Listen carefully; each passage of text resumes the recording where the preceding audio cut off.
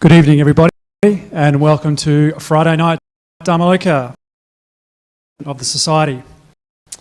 Tonight we have Ajahn Brahm back for his last time in 3 months, and we also have Venerable Medito on the right and Venerable Bodhi G on the left. Few announcements tonight as we go into a bit of a quiet period for the Society, so if you just bear with me.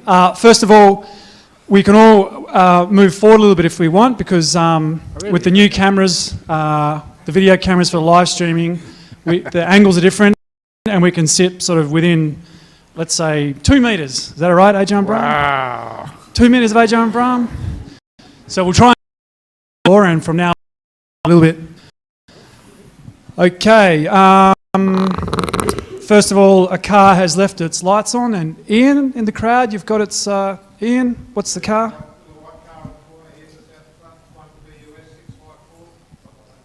Radio, your lights are on. So we have the entry to the range retreat at Bodhinyana on Sunday, and this is where the monks have 3 months off and they don't leave the monastery. And last week we had the ceremony for the nuns up at Dharmasara, and it was a great day. I took my old mum up there for a country drive and she loved it, and the nuns did some really good chanting. It was a good day. Did you leave your mum there? She'll ordain next lifetime. Okay. She's not quite a Buddhist yet. She's almost there. I'll keep at it. So on Sunday, it's a 9:30 a.m. start. Ajahn Brahm will be conducting the letting go ceremony. So this is where you walk up to donation box and you let go of notes and coins as they hit the bottom. I told him that one. Very good. On Sunday, ceremony, so it'll run roughly from 10 till 12. After that time, you're welcome to do a tour of the monastery and see how the monks live and have a look at their kutis. And in particular, Ajahn Brahm's meditation cave will be open. Yes. You see why I meditate all the time? And you go and sit in there, and it's so calm and so powerful. But everyone's got to be out by 1 o'clock because he's got some meditating to do. And if anyone lives between Hammersley, Careen and a straight line to Serpentine and they want to lift down on Sunday, come and see me afterwards. I've got some spots in my car. So there'll be no dana on Sunday because the monks will be at Bodhinyana. There'll be no dana on the weekends. That is food offerings to the monks in the next hall. That all ceases until October when the monks come out. So for the ceremony on Sunday, Prem, are you here, Prem? If you can stand up. There he is. Prem's at the back. So he's on the committee. He's our volunteers coordinator. He needs about 20 volunteers to turn up at Bodhinyana at 8 o'clock. He's got about 10 people so far. So these volunteers just for a couple of hours to help with the parking and laying out the tables and other bits and pieces. So if you'd like to volunteer, just rock up at the monastery at 8 o'clock at the Dana Hall, and Prem will be there with his other volunteers, and you can give a helping hand and earn some good karma. What else? Okay, so once the monks enter the monastery on Sunday, we then run a guest speaker program for the next 3 months on Friday nights, and we have a variety of lay people and some monastics from other traditions. And this year, Hugh and Ruth are organising it, and I had a look at the program and it looks really good.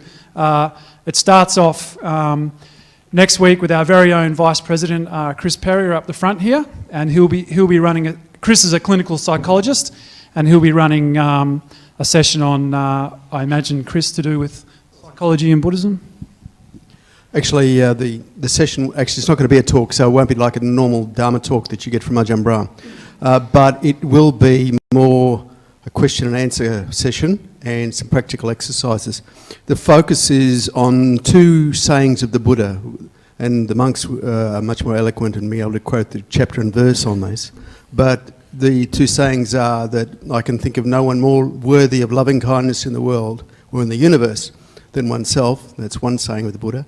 And the other one is, in life you cannot cover the world with leather so that you don't hurt yourself, but you can cover your shoes or your feet with leather so you can walk through the world unscathed. And so I thought I'd give a talk and a series of exercises on the Brahmaviharas, particularly compassion, and how that relates to emotional resilience and when you get knocked down in life, how to get back up from it. So this is going to be a batch of, we'll do a simple meditation that won't be very long, and then we'll do about 4 or 5 different little exercises which will actually be very thought-provoking in helping you to identify inner resources to help you develop and make more meaningful and more powerful your experiences of the Brahmaviharas. So often when you talk about these things, you get the ideas, and even when you come to Dharma talks, and you might hear a great Dharma talk from Ajahn Brahm, but does it stick? My talk next week will show you some nuts and bolts strategies to make the good Dharma talks and the knowledge of the Buddha stick in terms of how you can stick it in your nervous system. Because so often when you are listening to good talks and Dharma talks and these sorts of things, it's like water that just flows over concrete. It doesn't sink in. And this will be offering some useful strategies to how to make these pearls of wisdom from the Buddha sink in deeper into your bones and use them in your practical life. So that's what we'll do. It'll be exercises and a strong series of question and answers. So that's what's up for next week. Please bring your brains along with you, okay, to use them in the exercises. Thank you. Thanks, Chris. And we have a variety of speakers. We've got someone from the Sikh temple who's coming. You can check the program on the web or on the board inside. We've got, for the first time, an Aboriginal spiritual elder is coming, and he'll be giving a talk.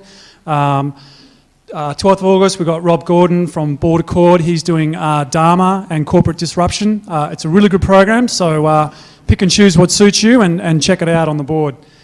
And that's about it. So without much further ado, I'll wrap up and hand over to Ajahn Brahm for the meditation and Dharma talk. Thank you. Very good. So now is the time to let the water run off the concrete of your mind. All the past and the future and all those thoughts, so it disappears. To empty out. So, a few people have got empty minds anyway. That's my... Sometimes my teachers used to tell me that. There's nothing in there, is there? And I said, yes, thank you for appreciating my great wisdom. So we're not trying to gain things, we're trying to empty out. We're trying to see how we can be free and light and peaceful. So to do that, we close our eyes and empty our mind of all this sights, seeing people, seeing colours, seeing things. So at least we can empty our minds of all the visual clutter of our lives. And then we sit down in our posture, and as I say every week, the first thing we do is to check how we are sitting, just little area by area. I usually start by checking my bottom first of all. Is it sitting comfortably on the cushion? Or if you've got a fat bottom like me, you don't need cushions sometimes, you've got your own upholstery, which is very handy if you have to travel around as much as I do. And then just check though, is your bottom comfortable on its seat? Do you need to move, adjust? Because sometimes a tiny adjustment means you're going to be pain-free and comfortable for the rest of the meditation. So be mindful, be aware of your physical posture, starting off with the bottom. And then you check your legs. How are your legs folded or bent over the chair? Are they in such a position you can maintain that comfort for the 30 minutes of the meditation period? Or will you need to move? So I'm asking you to be mindful of how you have your legs positioned. And if necessary, move them. And to see if the mindfulness tells you that the position has improved in comfort.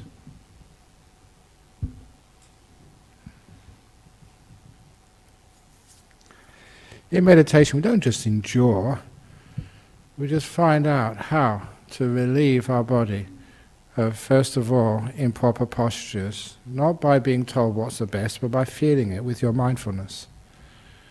How does your legs feel? Can it be improved? If so, do so. And that is a combination of mindfulness and kindness, working hand in hand.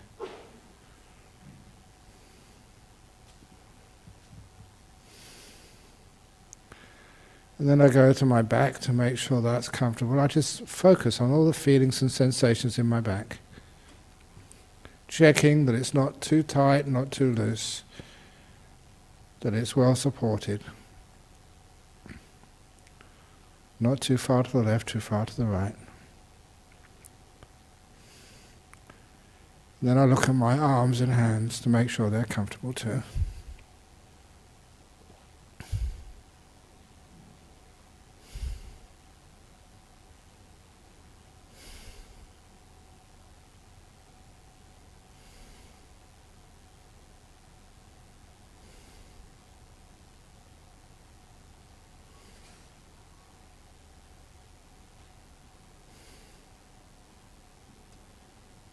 And then look at your head, balanced on top of your neck, making sure not too far to the left or the right.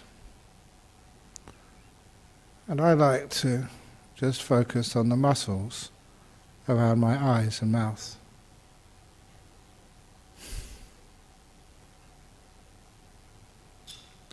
And see if I can relax them.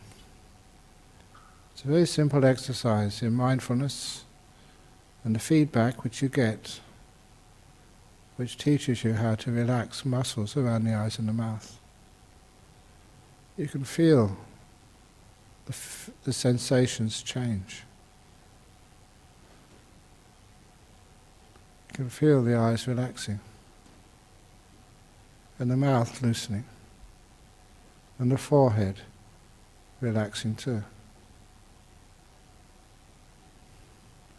It is a little method of using mindfulness to give you feedback so you know how to relax. And that same thing which you use to relax the muscles around the eyes and the mouth, and letting go, is what you use to go into deeper relaxation.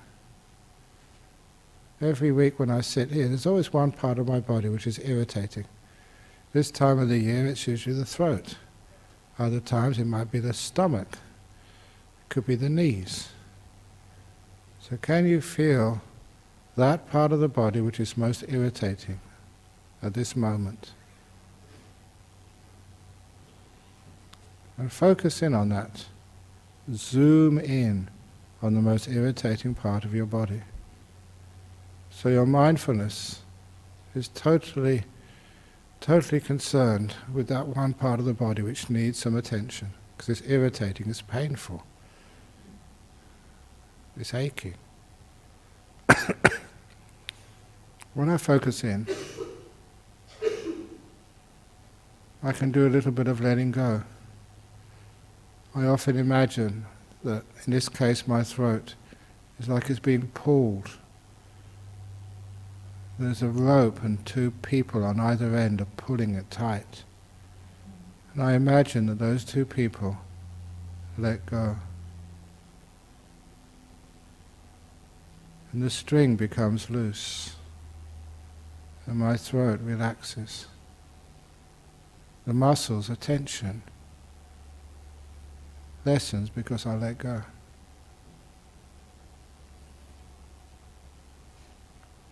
So whatever part of the body is irritating or aching, be aware of it.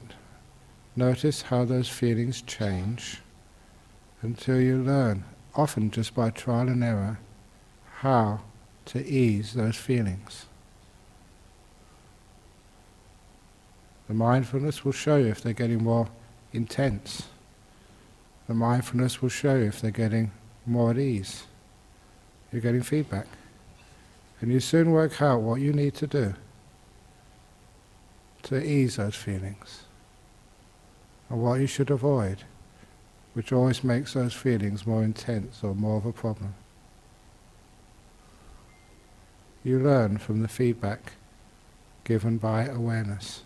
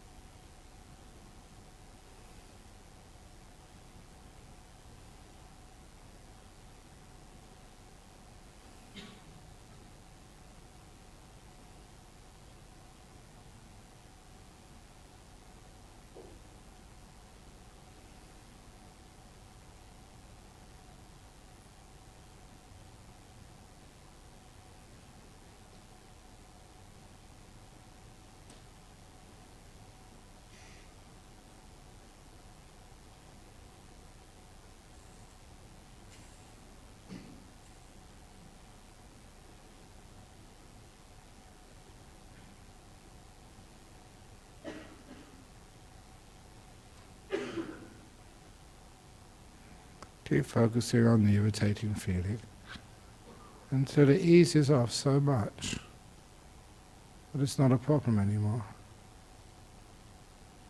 And then your mindfulness can go to another part of the body which needs some help.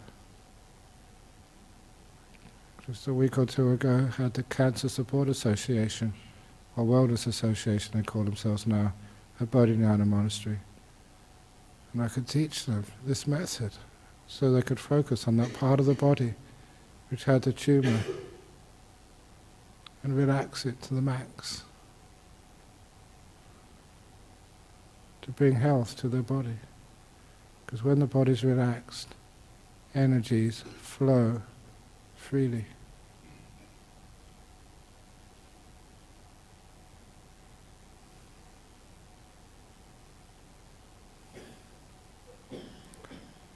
So once one part is relaxed, I go to another part.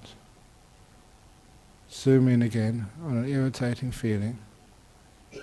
Know it as fully as I can. Observe that feeling increase, decrease in intensity, and learn why.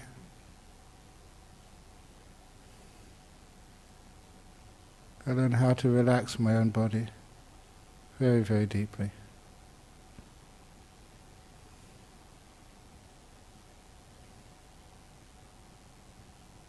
I do this at the beginning of the meditation, so my posture is really strong.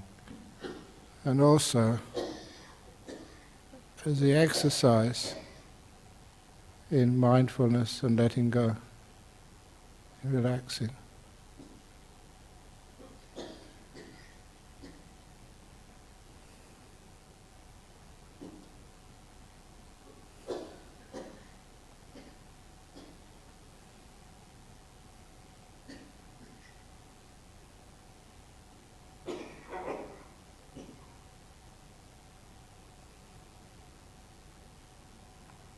When my body is ready, relax.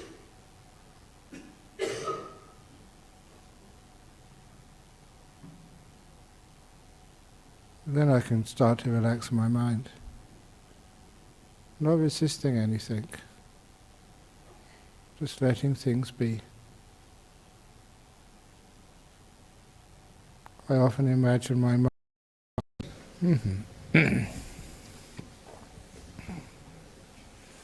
So there's usually a bit of movement. Some coming in, some going out.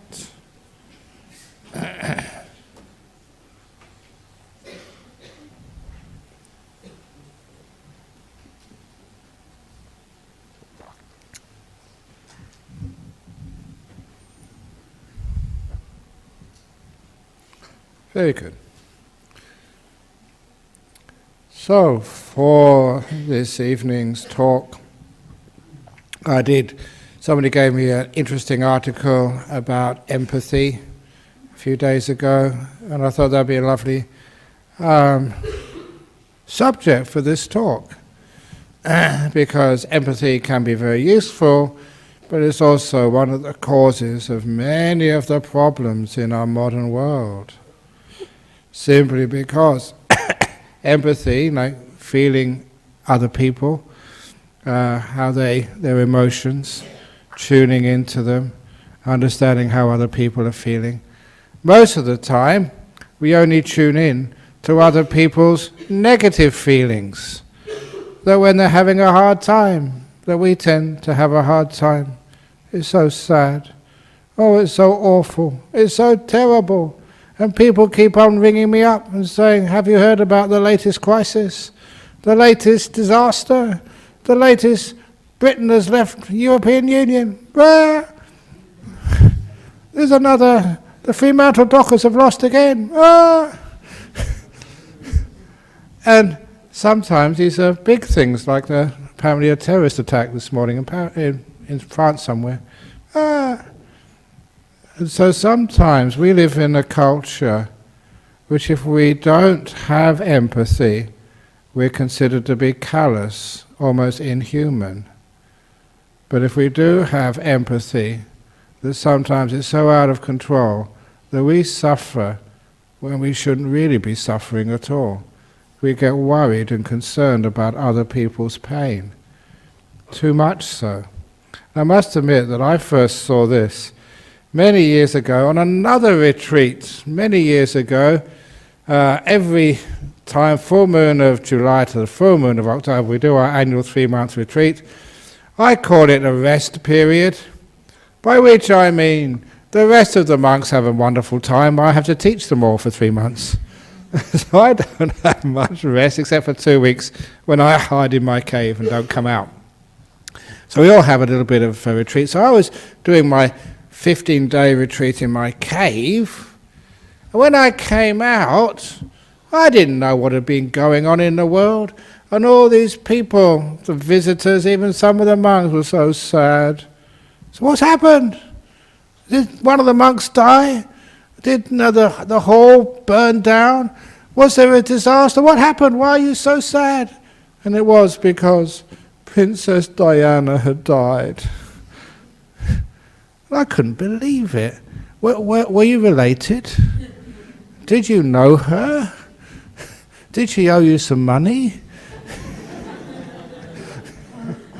Why were you so upset? And it was like empathy gone mad.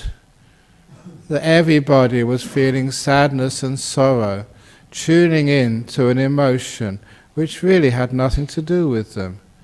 And they were celebrating that emotion. Now you may say, well, fair enough that she was a leading figure and she inspired some people, but is that really an appropriate response to tragedies? Just to actually to feel the pain of others? Because what happens in our modern world, there are so many tragedies and disappointments and things which go wrong, which we either see on the newscasts or in the newspapers, or we hear by word of mouth, or we see in our job, we see in our family. There's so many people have far too much empathy, they tend to get very negative and depressed. Too often people say, the world is going wrong, there's a financial crisis coming, there's Islamic revolution, it's going to come to Perth next, the whole world is falling apart. What are you talking about? I haven't seen any bombs go off in my monastery in Serpentine. I haven't seen economic crisis in the Buddhist Society of Western Australia. I haven't seen too many problems. I've seen a lot of happiness. Yeah, people have their problems. But there's also another part of life. Why is it we always like to focus on the problems of life and never actually see the real picture, the bigger picture, which is way, way bigger than the problems of our world? Why is it? Again, I've been in these cities sometimes. I remember being in Penang when the tsunami struck. I never saw any tsunami. You had to be just in the right place at the right time to see it.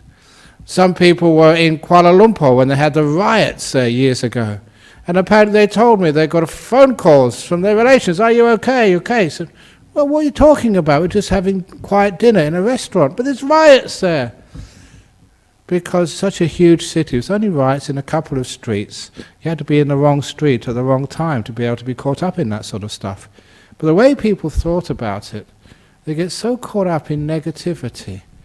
They feel that the problem is going much wider and deeper than it really is. There's something about our human race where empathy was a useful character trait so we could actually feel each other's emotions and communicate and help each other with care and compassion, because so too much that sometimes we feel other people's pain far too much. And instead, where we could be a rock of stability, a person who's actually standing there without feeling sort of sadness, so that people can emphasize with the positive side of life as well, instead of always emphasizing in the negatives, empathizing with the negative part of life. We do have a choice. And I've seen that so often, especially like talking about Princess Diana with funerals. I've seen so often that when I have had the privilege to perform a funeral service, that people come in to that funeral service and they're expecting sadness. And because they expect sadness, this human quality of empathy, they just feed on each other's people's sadness, and they all get sad, they all start crying. It was actually the same the same phenomenon which I've seen so often, because I travel in aircraft so much in my life. If you are in economy class and there's many mothers with their children, have you ever noticed when one starts crying, they all start crying? And it's chaos and pandemonium. He's trying to meditate and rah, rah, rah. Not just one kid you can manage, but when it's a 6 or 7, why do they all start crying at the same time? It's like empathy gone bizarre. One kid is crying, they've probably got a good reason for it, and the other kids pick up on that, and they think they should start crying as well. And that just causes just so much suffering and loud noise sort of in the aircraft.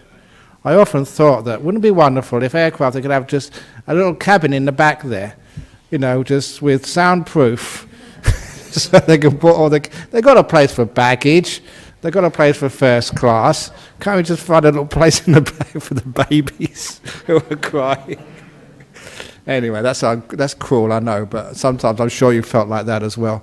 If you've been on a long flight trying to go to sleep at night and the baby starts crying, and they all start. But that whole phenomena of like one kid crying, the other person starts crying, now you sort of start to apply that to grown-ups, you. When one person is sad at a funeral, why do other people start to feel sad at funerals?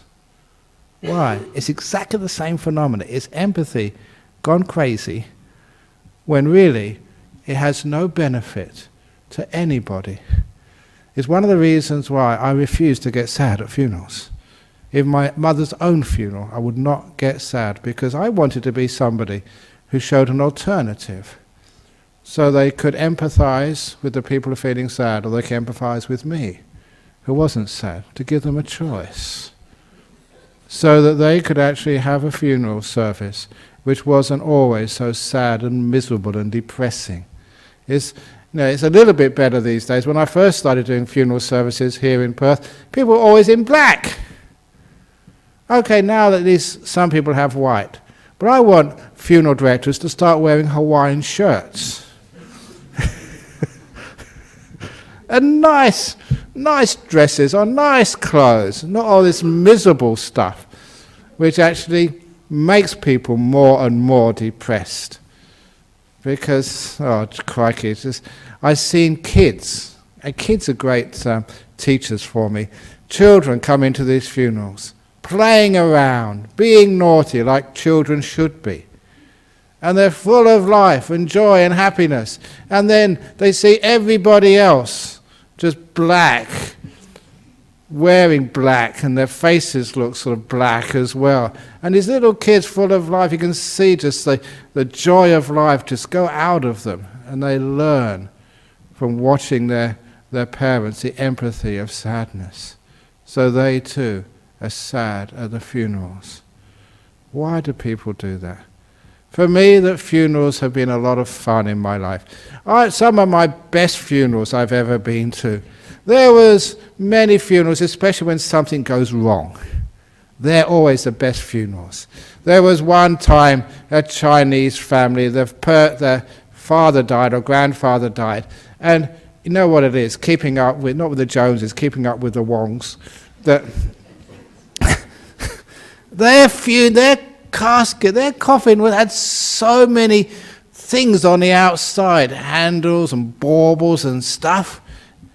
And okay, fair enough, if you want to sort of show how much you love your father by putting so much stuff and get the most expensive coffin in the range, fair enough. But unfortunately they put so much stuff on the outside of the coffin that when they started lowering it down the hole, it got stuck halfway. It got jammed. And they couldn't pull it up and they couldn't push it down. And it would stand halfway, and all the time I was doing this chanting, and I was chanting for about 10 or 15 minutes before they managed to free it. I was going hoarse. And the other time, one other favourite sort of story was when, again a similar one, this was in Fremantle Cemetery, where it was my fault really, because I knew a few things about funerals. You don't have to have the ordinary coffins. You can make your own coffin.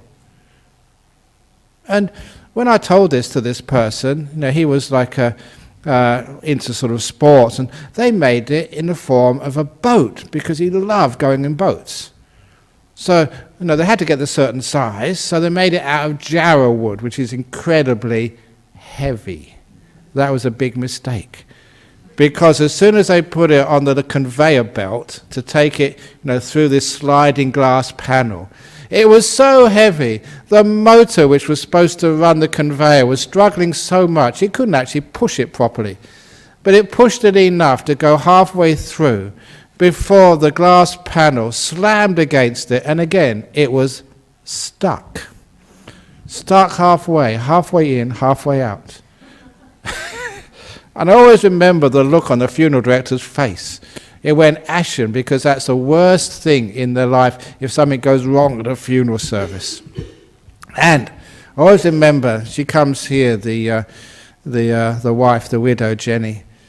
You know what she did? She jumped up on the conveyor belt and tried to push it in. And people were saying, "You trying to get rid of your husband that badly?" Trying to push it through. And at that point, everybody started cracking up laughing.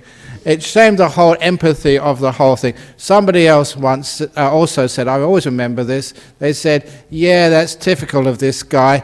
The first day when he was a young man, the first day in his car, he crashed his car. The first day in his coffin, he crashes his coffin as well." Now that took all the negativity out of a funeral and made it sort of amusing. It changed the empathy. We were now empathizing not with the sadness of the death, but of the joy of a life, remembering all these interesting things which he did in his life. And that is what I love to do whenever there is anything negative, always trying to find a positive side in it. Even I think I was telling the monks this story because monks come from many different backgrounds, and it's one of my friends, he's a monk over in Sydney, and how he had a really interesting life. He was from Balmain. He wrote a little book. I hope it's in the library here. It's well worth reading. From Balmain to Buddha, he called it. And he had one of the classic opening lines of his little book. And he said, "I was born in Balmain," which was the dock city in those days, the very poorest part of Sydney. And he said, "If you still had your 2 front teeth by the time you were 4, it meant you were a girl." They'd always punch them out. He's the tough guy. But anyway, before he became a monk, he got a job as a funeral director. And he told me all the interesting stuff which can happen actually as a funeral director. Like, for example, taking the coffin to the wrong cemetery. It does happen.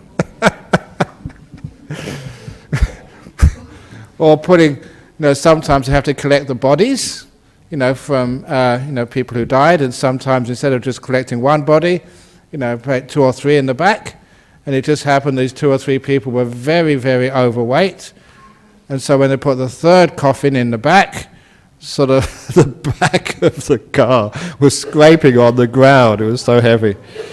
Or the most fascinating one he once told me, he said that it was in one of these small apartment blocks, they call them flats in Sydney, old flats. And there was an old gentleman who died on the top story. And these were in those days where people would have been living in these apartment blocks, these flats, for years and years. Everybody knew everybody. And it was so old and narrow, there's no way they could get, putting the corpse on a little stretcher, no way they can get it down the stairs. The stairs were far too narrow.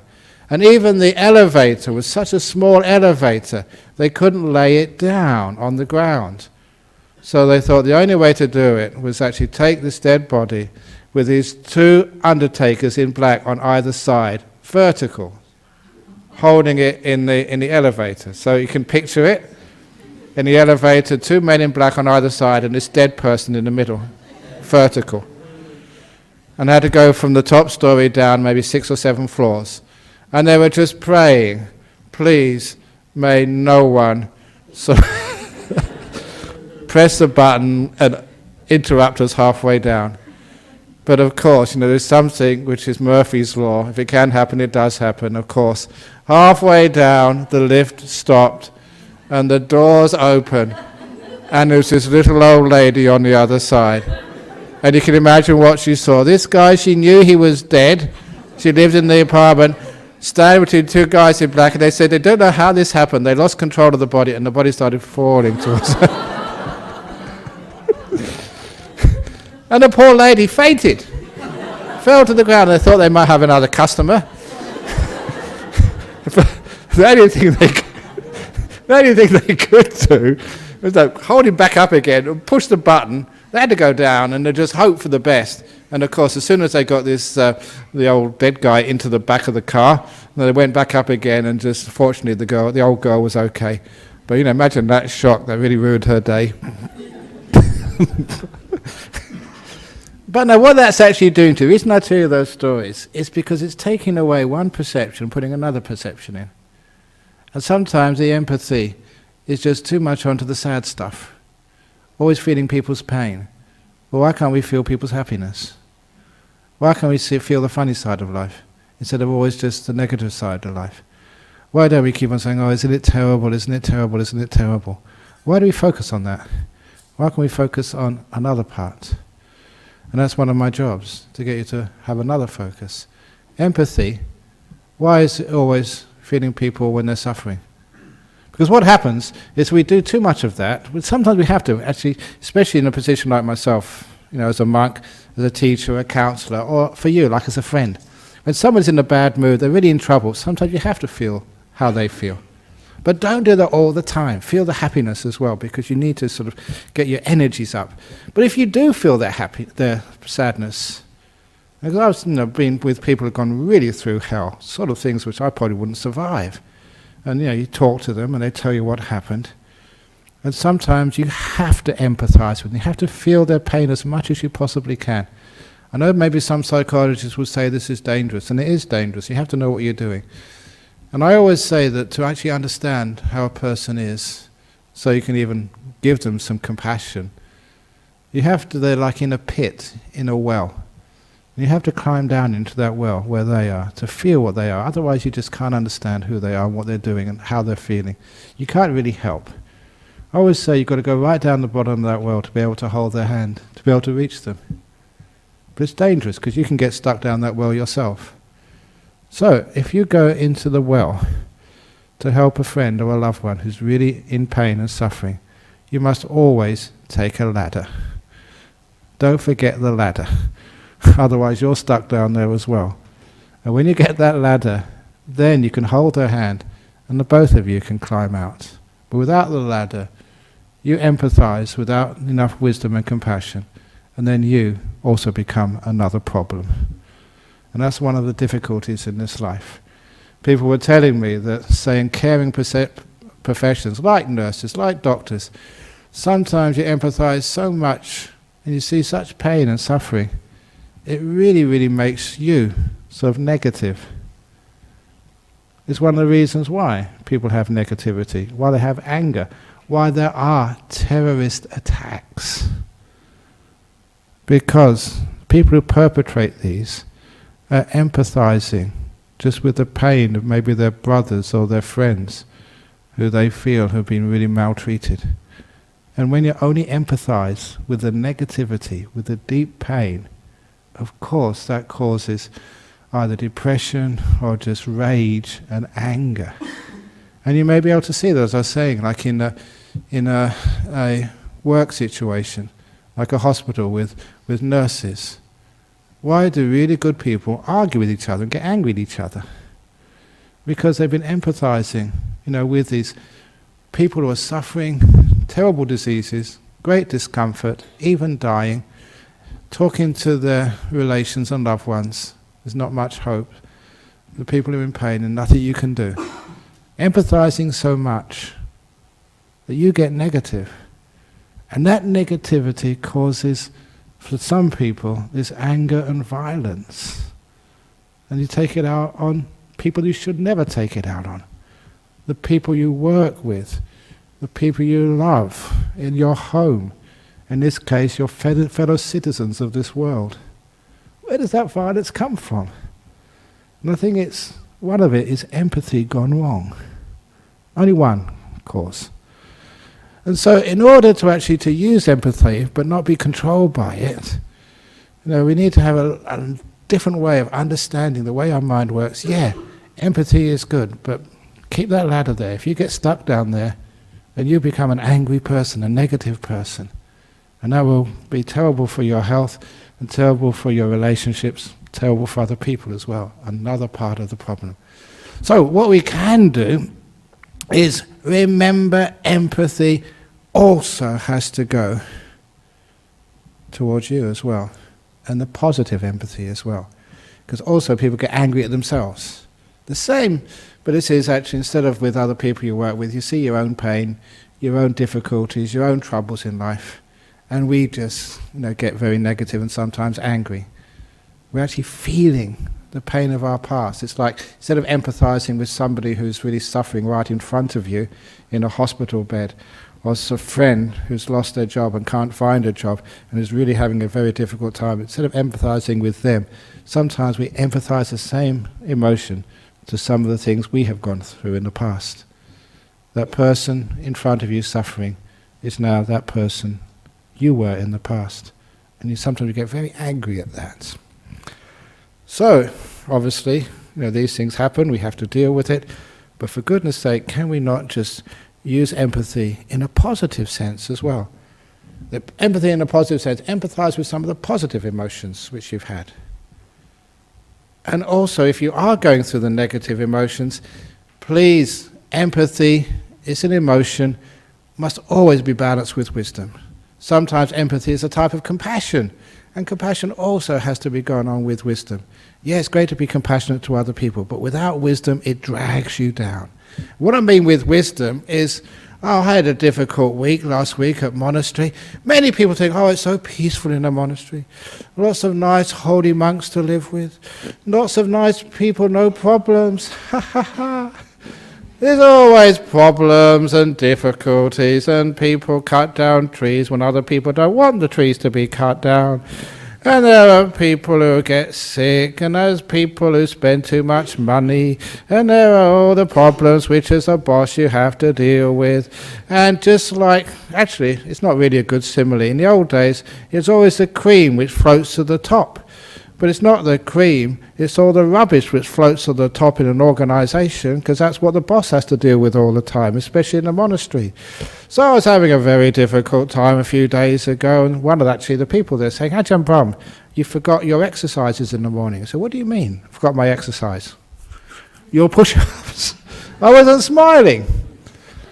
And they reminded me, now, if you don't know the push-ups, this is exercise. Even as a monk, I do exercises every morning. I do push-ups, 10 push-ups in front of the mirror. 1, 2, 3, 4. Exercise my smiley muscles. Now that's as important as doing other push-ups and other exercise. You can have a healthy body without having a healthy, happy mind. What's the point? So I do my 10 push-ups, but I forgot because I was miserable. I was just overburdened by just all the problems and difficulties in monastery because I was empathising with the problems too much. So number one is, look, come on. Problems are part of life. And in fact, the problem with the problem was actually trying to push it away and trying to solve it. Problems aren't there to be solved. They're there to be embraced, learned from. It's the biggest misunderstanding. Why do you want to solve a problem? Problems are great. If I didn't have all those problems in the monastery, if I didn't have all those problems in my life, I wouldn't learn so much, I wouldn't grow so much. At school, your teachers are always giving you problems. Because that's part of the training, that's part we learn. And that's going to happen after you graduate from school or university. You're always going to have problems. In a relationship, you've got problems. Yeah, we've got problems as well. Hasn't it ever occurred to you, all relations have got problems. All relationships have got problems. It's par for the course. So instead of trying to get rid of problems, we try and accept them. This is going back to an old teaching of mine, which is powerful. And it's mentioned earlier that somebody was coming up to me and said, I just fed up just trying to be mindful and observe myself, trying to make myself better. And I said, what are you doing? You're not supposed to be making yourself better to improve yourself. If any of you are coming here to improve yourself, you're wasting time. You don't have to improve yourself. You are good enough. And I told this woman, I ban you from improving yourself. You're prohibited from improving yourself. What do you want to do? Who told you you're not good enough? You're not trying to cure yourself of your bad habits. Instead, you're supposed to care for yourself. This is that old story of this doctor. He's a gastroenterologist over here. He's a specialist now over in Perth, and he probably will listen to this later on YouTube. He knows who I'm talking about. But this was a young doctor I'd known ever since he was really small. His parents brought him up here. And he was first year as a registrar, I think it was, or something, and one of his patients died. It was one of those tragedies. A young woman, 23, 24, died, his patient. And he felt so bad about this, especially when he had to be the one to tell the wife, tell the husband, and to tell the children. Tell the husband, his young wife, 23, 24, still madly in love with each other, had passed away, and that his children had no more mother. And that hurt him so much, he came and said, I can't do this ever again. I can't. It's too painful. And I feel so guilty, I've let this whole family down. And he said, I'm going to have to resign and look for another career. All those years of training and hard work, now he was a qualified doctor, and he's going to throw it all away because of this terrible trauma he felt. And that's actually where I turned him around. And I told him, I said, look, you've misunderstood the purpose of being a doctor. The purpose of being a doctor is not to cure people. If you think that's what you're there for, you're going to fail many, many times. You're not going to be able to cure people. Some people are going to die. but you can always care for them. So that's your main purpose, being a doctor, to care for your patients. Cure is number 2. Number 1 is to care. And you never need to fail as a doctor if you care for the people underneath you. He got it straight away. And so from that day on, you never tried to cure people, you just tried to care for them. And many more people got cured. Could you understand? If you try and cure somebody, sometimes it can be so invasive, so unpleasant, they die. But if you care for them, even if they're dying, care for them, very often that just love, that care gives them enough energy inside of themselves to actually to push through those diseases or sicknesses. Care is so much more important than cure. And so he went around telling other doctors that, so he's obviously been very successful in his career. But also I use that for all other parts of life. Your job in coming here is not to cure yourself, not to improve yourself, not to make yourself a better human being. If you're doing that, you always feel a failure. And it's so hard trying to improve yourself. You're coming here to learn how to care for yourself and care for each other. And if you think you have to cure your husband, you're going to get so frustrated. If you think you're going to try and cure your wife of her bad habits, yeah, dream on. But you can always care for each other. And the same with yourself. Don't try and cure yourself. Care for yourself. And that's what I mean, is actually, instead of curing the bad things, which is what empathy often tries to do. See, all the problems in the world, it's a problem. We try and cure the problems, solve the problems. Don't try and solve the problems, care for them. Care for the problems, don't cure them. Total different attitude, which means the empathy goes in a totally different direction. No, we care. Don't try and cure and solve the problems. And we value the problems, they're part of our life. So when people do die, we embrace this. It's not that something has gone wrong.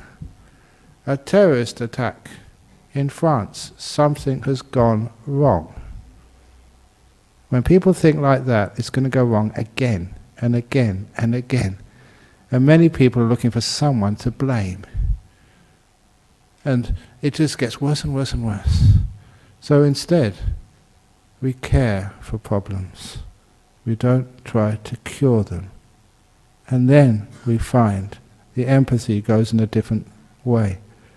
When we get the empathy and feel all those people right now in France suffering incredible pain. Now, imagine just losing, just going out for the night, enjoying yourself. And then you get the message that your young son has been blown apart by some terrorist bomb. What do we do? And why do we do that? So often, it's sometimes say, well, it's a natural. And I sometimes question this. How much is a natural response and how much is a culturally embedded response, a culturally learned response? And I say this because I was in northeast Thailand for 9 years, and this was a great experience because this was an indigenous culture. Sometimes we don't think of Asians as indigenous cultures, but indigenous, this culture had not been affected by any other culture over hundreds of years. Settled in that area on the Mekong Delta, it's Mekong River, the upper reaches of the Mekong River, and no foreign people had been up there. And I often say, absolutely true, I went into some of those villages, I was the first white man they'd ever seen, ever. They never had anybody up there who had a white skin before. And so this was indigenous culture. One of the things which was weird, which I noticed living there for 9 years, that people had no grief. That when somebody died, they didn't cry. And for me, a Western, that was just so strange. And it wasn't just one, hundreds of funerals I either conducted or chanted at, witnessed. Never saw anybody crying.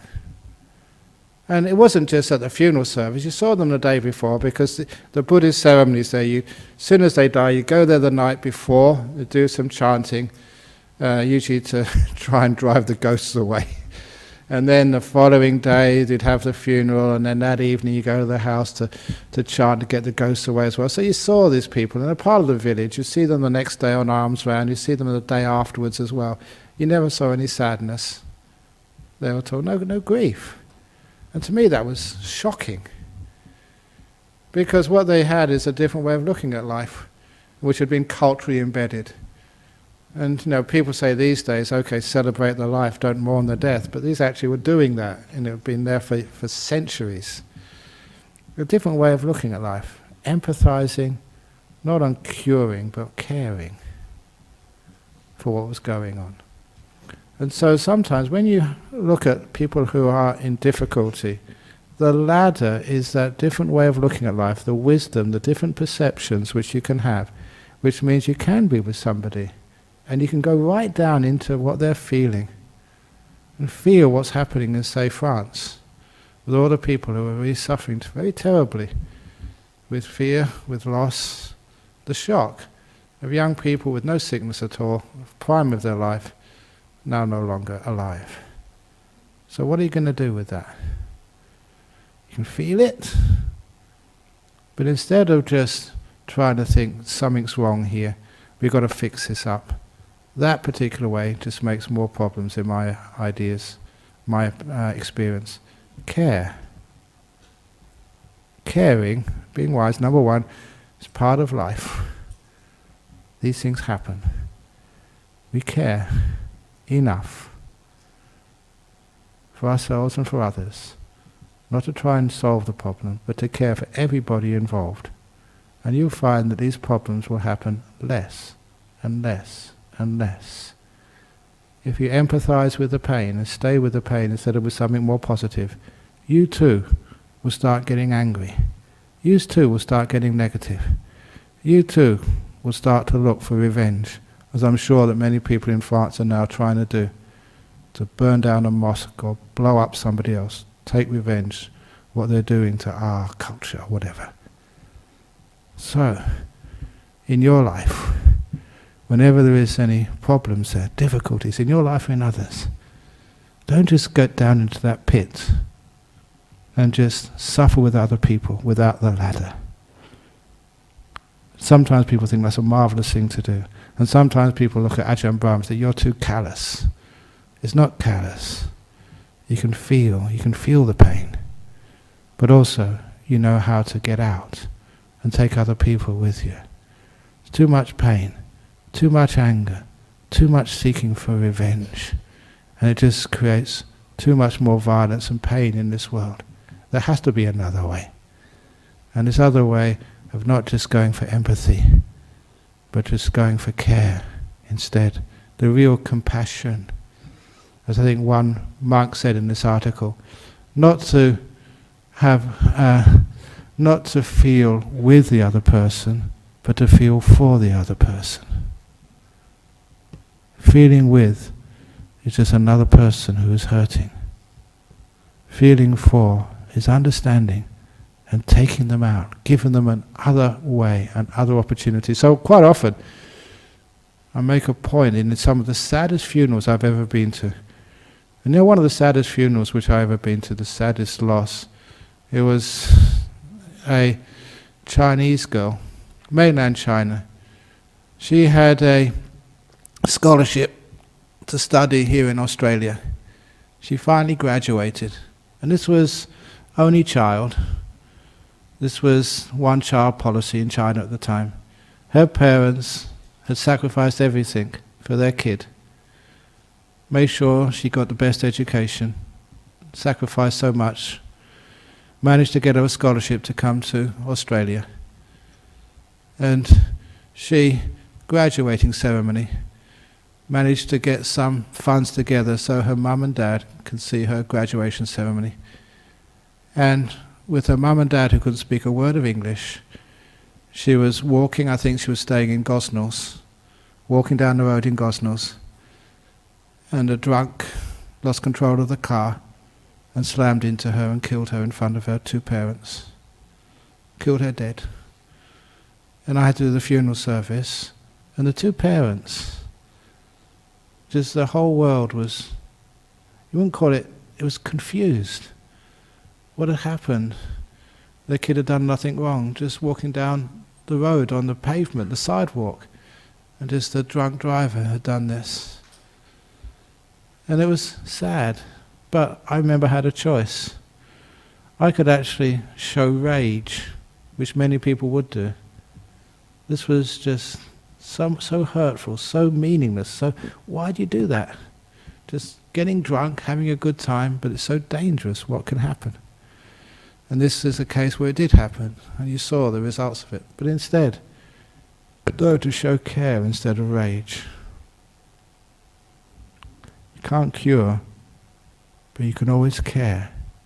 And that care was something which was palpable, which can actually show to those grieving parents who couldn't understand a word of English, at least they could understand care.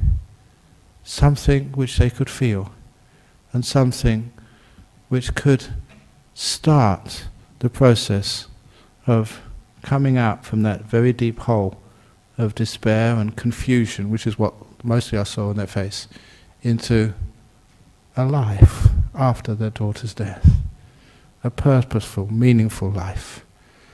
So sometimes the empathy, when it's not used with wisdom and compassion, can cause huge amounts of problems. So for you in your life, in your workplace, in your friendship, your social life, there's going to be people who have a lot of problems and troubles in life. Sometimes that's going to be you, sometimes that's going to be your friends. Please, care for them. Don't always try and solve their problems. Care for them. And don't always say that's a terrible thing which has happened to you. Sometimes I've had the guts to say, you're so lucky that that's happened to you. So wonderful that you've had that experience. When they're right in the middle of it. And sometimes I'm sure that many people feel like hitting me. What do you know? How can you say that? But I'm looking at it at a different angle. Trying to use, instead of empathy and just being part of their pain, being the way out from their pain. Showing a route, a way. Because in our modern world, we do need that desperately. There's too many people going around saying, oh, isn't that terrible? Isn't that disgusting? Isn't that awful?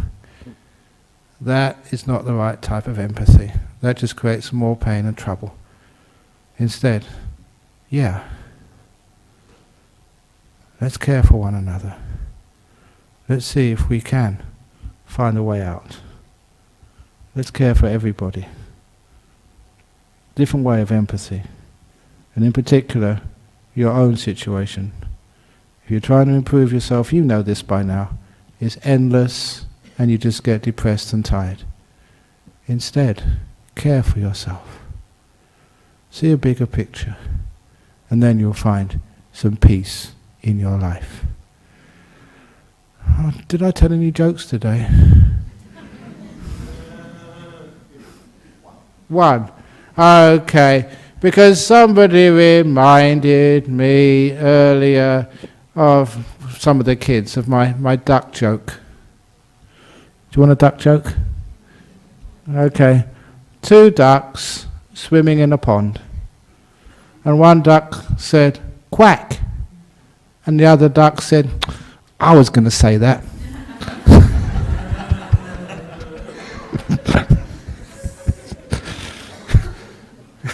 Okay. If anyone wants to commit suicide, probably now's the time, after a bad joke like that. Okay, so that was just trying to experiment with just real life and how we can use caring, not curing, and real empathy with wisdom and compassion, rather than just getting straight in there and becoming another problem. Okay, so any questions or comments about this evening's talk? There is on the internet? It wasn't working tonight. Okay, very good. So questions from overseas, first of all.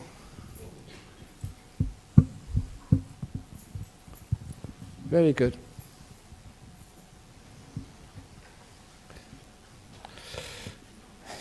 Here we go. The first question is from a duck.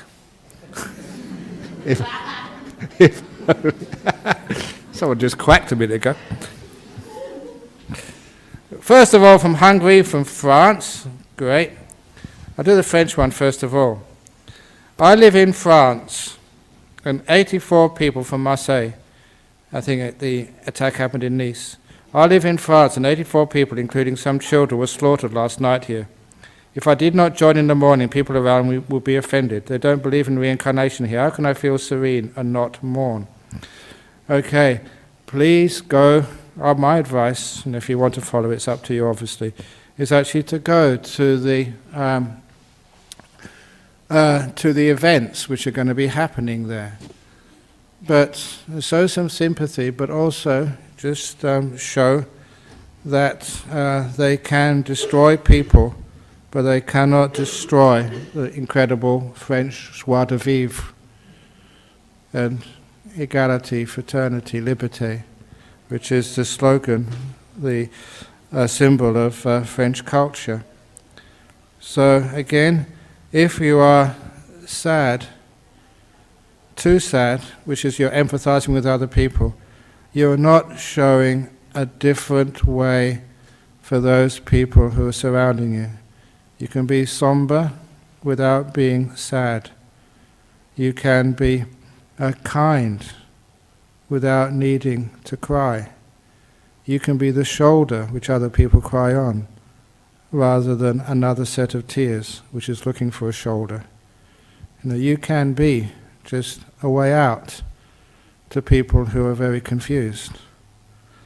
So it's not just going around laughing, that would be totally inappropriate, but you don't need to mourn.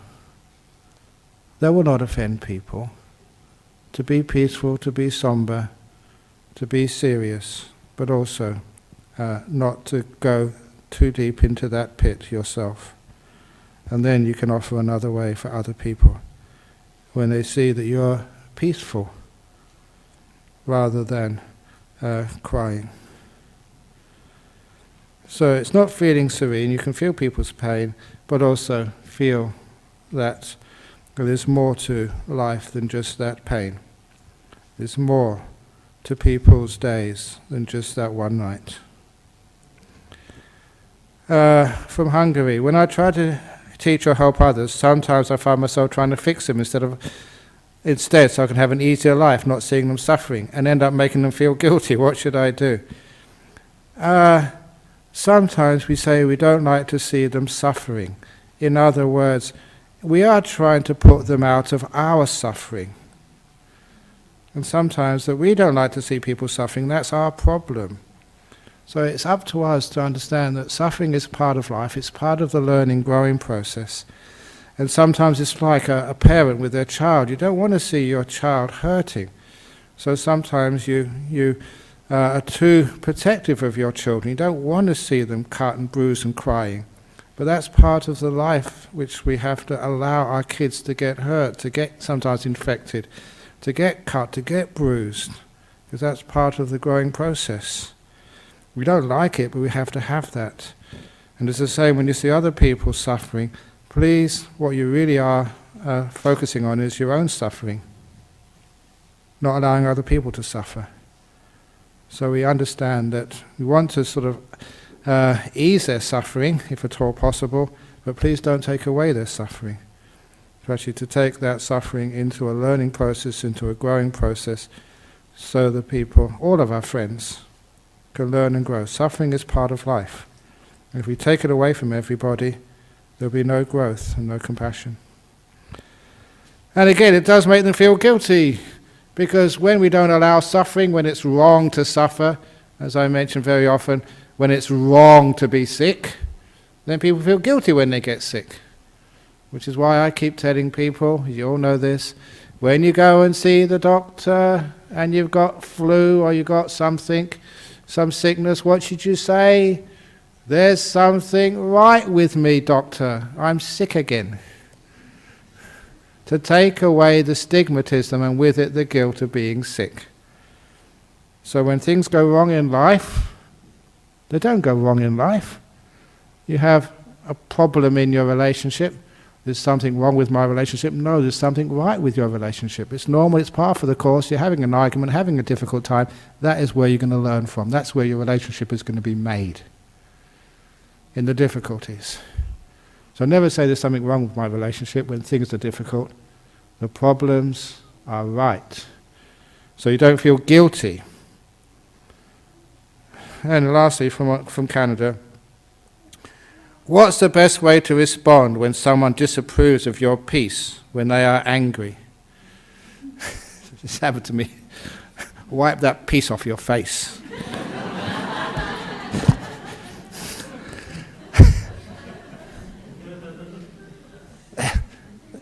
Again, sometimes that what they see as your peace is like arrogance, because they're very angry. But just hold the peace, but make sure the peace comes with a lot of kindness. Because sometimes people get offended by peace, but it's very hard to get offended by kindness. So the kindness is, I think, what people can feel. The peace may be just a bit confronting, but the kindness is what they can feel. I think that will soften them.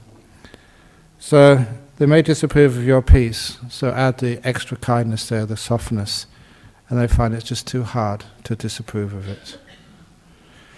Any questions from people here? Ajahn, it's not a question, it's a Yeah. comment.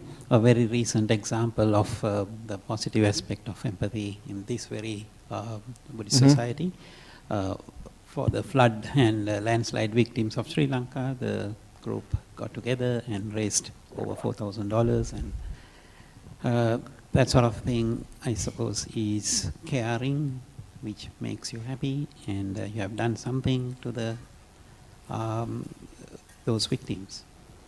That's, I suppose, Yeah, well, there's positive always aspect something of- you can do. But again, that's the last person. Basically, it's the last thing which a person needs, and maybe what they want is just, to hold them in your hand and just start crying with them. But instead of actually holding them in hand and crying, just start to build them a new home instead.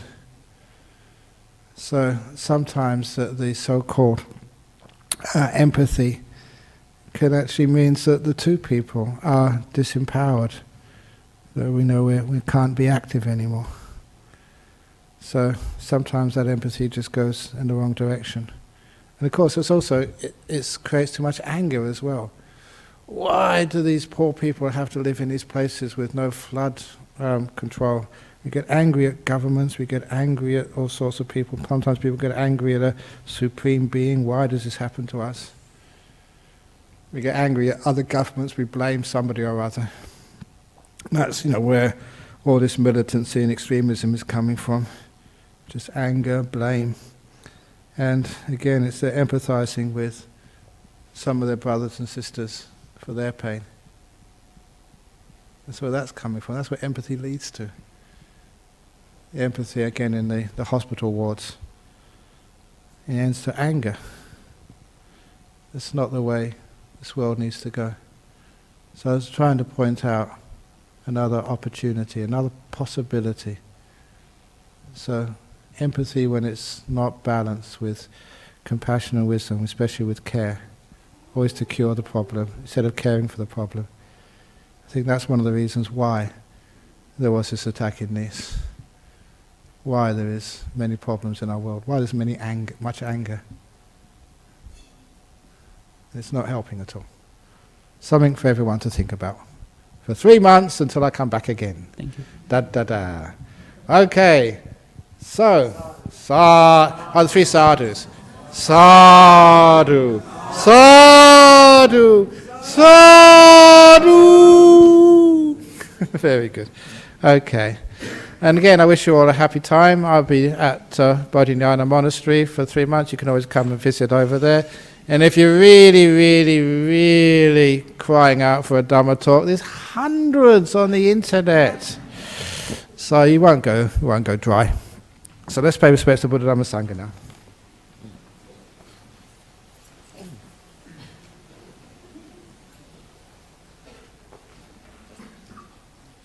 Arahang Sama